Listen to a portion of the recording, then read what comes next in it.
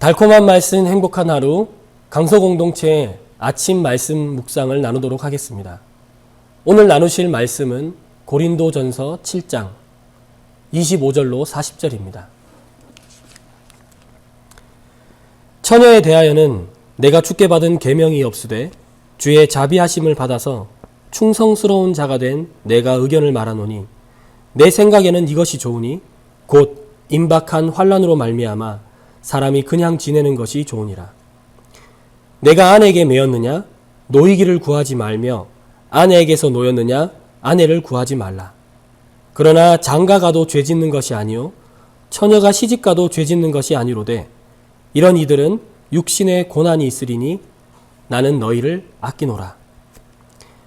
형제들아, 내가 이 말을 하노니 그 때가 단축하여진 고로 이후부터 안에 있는 자들은 없는 자같이 하며 우는 자들은 울지 않는 자같이 하며 기쁜 자들은 기쁘지 않은 자같이 하며 매매하는 자들은 없는 자같이 하며 세상 물건을 쓰는 자들은 다 쓰지 못하는 자같이 하라. 이 세상의 외형은 지나감이니라. 너희가 염려 없기를 원하노라. 장가가지 않은 자는 주의 일을 염려하여 어찌하여야 주를 기쁘시게 할까 하되 장가간 자는 세상 일을 염려하여 어찌하여야 아내를 기쁘게 할까 하여 마음이 갈라지며 시집가지 않은 자와 처녀는 주의 일을 염려하여 몸과 영을 다 거룩하게 하려 하되 시집간 자는 세상 일을 염려하여 어찌하여야 남편을 기쁘게 할까 하느니라. 내가 이것을 말함은 너희의 유익을 위하며 너희에게 올무를 놓으려 함이 아니니 오직 너희로 하여금 이치에 합당하게 하여 흐트러짐이 없이 주를 섬기게 하려 함이라. 그러므로 만일 누가 자기의 약혼녀에 대한 행동이 합당하지 못한 줄로 생각할 때에 그 약혼녀의 혼기도 지나고 그같이 할 필요가 있거든 원하는 대로 하라. 그것은 죄 짓는 것이 아니니 그들로 결혼하게 하라. 그러나 그가 마음을 정하고 또 부득이한 일도 없고 자기 뜻대로 할 권리가 있어서 그 약혼녀를 그대로 두기로 하여도 잘하는 것이니라. 그러므로 결혼하는 자도 잘하거니와 결혼하지 아니하는 자는 더 잘하는 것이니라. 아내는 그 남편이 살아있는 동안에 매여 있다가 남편이 죽으면 자유로워 자기 뜻대로 시집갈 것이나 주 안에서만 할 것이니라. 그러나 내 뜻에는 그냥 지내는 것이 더욱 복이 있으리로다. 나도 또한 하나님의 영을 받은 줄로 생각하노라. 미국 홈스쿨 선교사에게 전해 들은 이야기입니다. 아빠가 자녀에게 수학을 가르칠 때였습니다. 자녀가 물었습니다. 아빠, 수학은 왜 배워요? 아빠가 이렇게 대답합니다. 인생에는 답이 있다.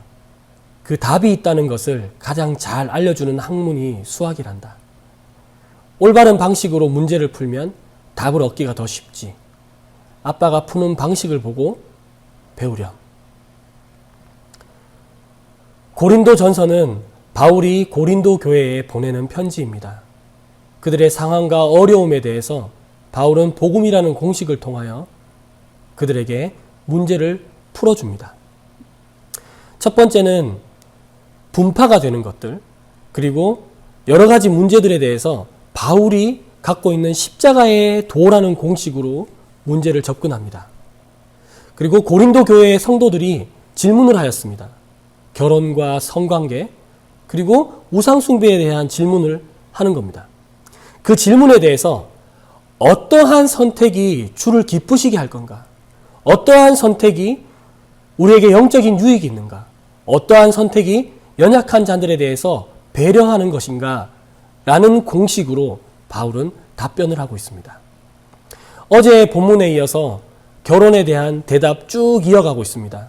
특별히 오늘 본문은 처녀에 대한, 그러니까 아직 결혼하지 않은 자들에 대해서 대답을 하고 있습니다. 바울의 대답을 조금 요약해 볼게요. 제가 너무나도 아끼고 사랑하는 여러분, 여러분이 지금 경제적으로 굉장한 어려움에 처해 있죠. 앞으로 더 큰 어려움이 닥칠 겁니다. 여러분의 형편이 지금 어떻습니까? 결혼하셨나요? 그러면 그대로 지내십시오. 결혼하지 않았나요? 그것도 괜찮습니다. 어쩌면 여러분이 혼자 사는 것이 더 좋을 수도 있습니다. 종말의 때에 혼자 살게 되면 어떻게 하면 주를 기쁘시게 할 수 있을지에 대한 고민을 가지고 주의 일을 염려하게 됩니다. 하지만 결혼을 하게 되면 어찌하면 배우자를 기쁘시게 할 건가, 배우자를 기쁘게 할 건가 고민하고 염려하게 되면서 세상의 일에 염려합니다. 바울은 결혼과 재혼의 유무가 중요한 것이 아니라 어찌하면 영적 유익이 있는지에 대해서 얘기하고 있습니다. 우리의 선택은 어떻게 하면 주를 기쁘시게 할 수 있는지가 되어야 합니다. 오늘 본문을 통해서 세 가지를 배울 수 있겠습니다. 첫 번째는요, 고린도 성도들의 이 질문하는 태도입니다. 어찌하면 주님의 뜻을 알 수 있을까? 그들의 지도자인 바울에게 질문을 하게 됩니다. 무엇이 주를 기쁘시게 할 수 있는 것입니까? 결혼하는 것입니까? 아니면 우리가 금욕을 하는 것입니까? 라고 질문합니다. 여러분이 처해 있는 질문들, 여러분이 처해 있는 그 문제들 속에서 여러분 기도를 통하여 성령님께 아뢰어 보십시오. 하나님의 영이신 성령께서 하나님의 깊은 것까지 알게 하실 겁니다. 목장 안에서 목자들에게 또 담당 사역자에게 물어보시기 바랍니다. 두 번째 배울 점은요, 사도 바울의 마음입니다. 대답하는 태도입니다. 아끼고 사랑하는 마음으로 무엇이 그들에게 더 합당한지, 무엇이 그들에게 더 영적 유익을 줄 수 있을지, 어느 것이 더 올바른 것인지 이렇게 알려주는 태도 말입니다.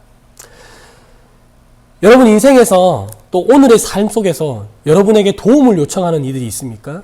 그렇다면 바울처럼 그들을 진정으로 생각하는 마음으로 무엇이 더 그들에게 영적인 유익이 있는지 고민하면서 알려주시기 바랍니다. 목원들일까요? 여러분의 자녀일까요? 아니면 직장 동료입니까? 친구입니까? 여러분, 바울의 심정으로 그들에게 어떠하면 어떤 선택이 그들에게 영적 유익이 있을지 고민하시며 대답해 주시기 바랍니다. 그리고 무엇보다도 어떠한 선택이 또 어떤 방식으로 풀어야 주님을 기쁘시게 할 수 있을지 고민하시기 바랍니다. 오늘 여러분 앞에 닥쳐진 문제가 있습니다. 오늘 본문에서는 결혼 문제였습니다. 결혼을 하는 것이 또는 하지 않는 것이, 거기에 대한 바울의 대답은 무엇이 주님을 기쁘시게 할지였습니다. 사랑하는 강소 공동체의 여러분의 삶 속에 각자가 처해 있는 문제들이 있습니다. 학생들에게는 진로 문제, 입시 문제, 학업 문제, 또 취업 문제, 승진 문제, 재정 문제, 많은 문제들이 산재해 있습니다. 사회적인 문제들도 있고요. 강서 공동체에도 문제들이 있습니다. 하지만 이 문제를 복음의 공식으로, 무엇이 주님을 기쁘시게 할지에 대한 그 공식으로 접근한다면 어떻게 풀더라도, 또 얼만큼 시간이 걸리더라도, 언제 그 문제를 풀더라도 주님께서 기뻐하시는 공동체가 되지 않겠습니까? 주님이 정말 기뻐하시는 그런 강소 공동체가 되시기를 축복하며 기도합니다.